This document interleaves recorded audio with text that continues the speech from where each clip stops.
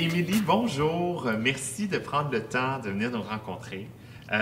Émilie, tu es la directrice générale de l'organisme dont on a parlé, ou du moins qu'on a mentionné plusieurs fois dans les dernières capsules, l'ACCM. Est-ce que tu peux nous décrire un peu qu'est-ce que c'est l'ACCM?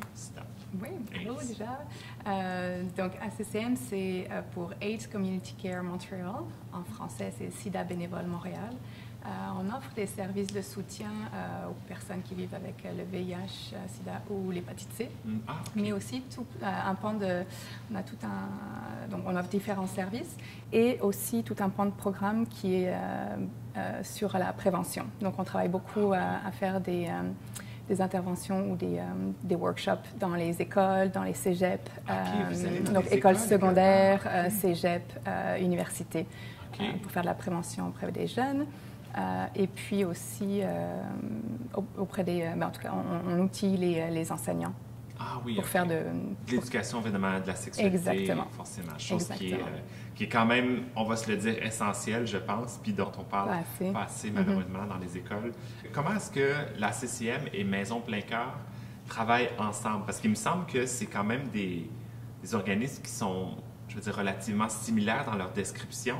Comment ça se fait qu'il y a deux organismes différents? Oui, c'est une bonne question. C'est un peu comme si, j'ai l'impression, de l'image que j'ai, c'est qu'on est un peu comme des organismes, une fratrie dans le sens, mais dans le sens où, à la base, vraiment, je pense qu'on était très séparés à cause de la langue.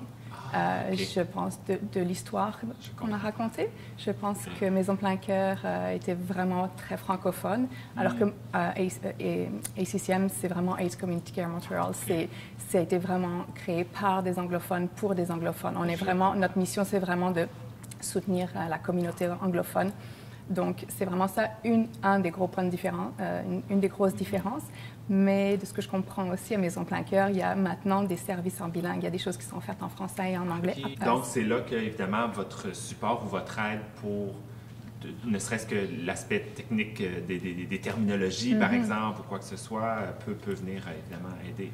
Bien, c'est ça. Puis on offre le même genre de service. Donc, on sert la même communauté, c'est certain, les personnes qui vivent avec le VIH.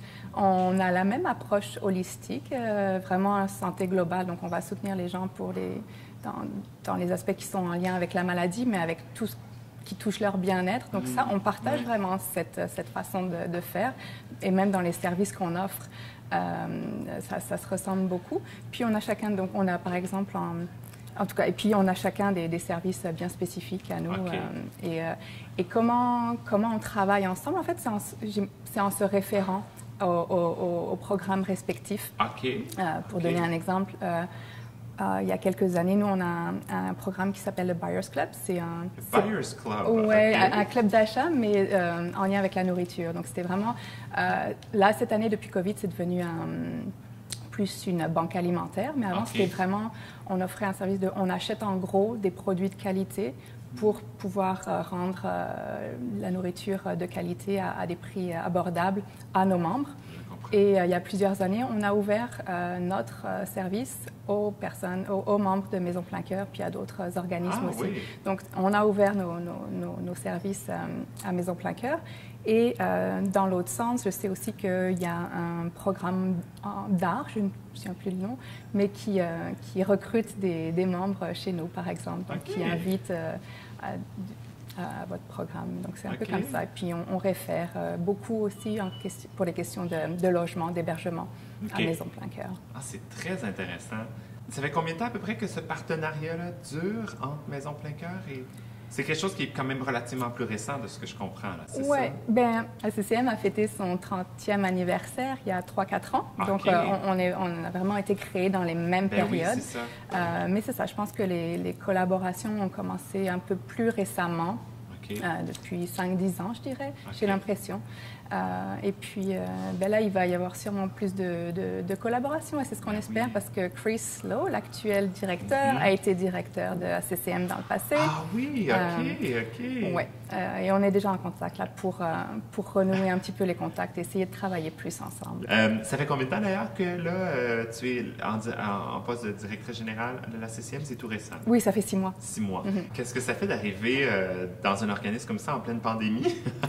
C'est étrange, c'est pas évident, là, mais ça permet de commencer tranquillement parce qu'il n'y a pas toute l'euphorie. Effectivement, comme Maison Plein Cœur, on a un centre d'accueil, un drop-in, qui normalement est ouvert 4 jours semaine, mais là, c'était fermé. Donc, on a réouvert progressivement. Ça permet de prendre le temps un peu plus là, de comprendre les programmes, de connaître les gens un peu mieux avant qu'il y ait le... Exactement, que là, ça reprenne, voire explose, parce que là, bon, je pense qu'on va on va avoir besoin des services et les besoins sont là.